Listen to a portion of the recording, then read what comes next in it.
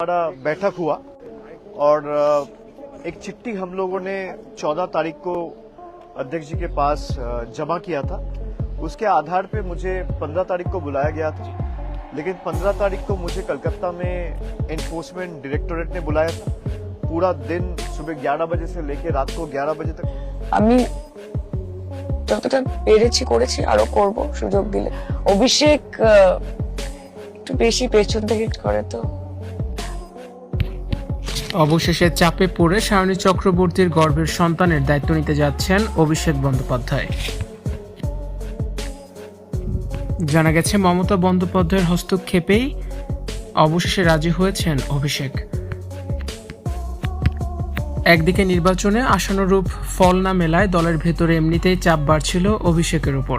তার উপর সায়নী চক্রবর্তীর সাথে তার গোপন বিয়ে এবং সন্তানের বিষয়টি প্রকাশ্যে আসতেই রাজনৈতিক ও সামাজিক মহলে তীব্র চাঞ্চল্য তৈরি হয়।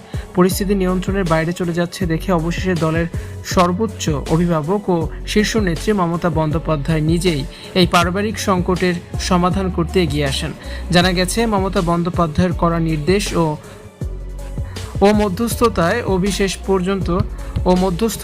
অভিষেক শেষ পর্যন্ত সায়নীর সন্তানের যাবতীয় সামাজিক ও আইনি দায়িত্ব নিতে এখন রাজি হয়েছেন। ঘনিষ্ঠ মহলের সূত্রে জানা গেছে এই জোড়া সংকটে চরম অস্বস্তিতে পড়েছেন অভিষেক। একদিকে ভোটের ময়দানে পরাজয়ের গ্লানি, অন্যদিকে ব্যক্তিগত জীবনের এই গোপন অধ্যায় হঠাৎ সামনে চলে আসায় তীব্র সামাজিকভাবে কোণঠাসা বোধ করছেন তিনি।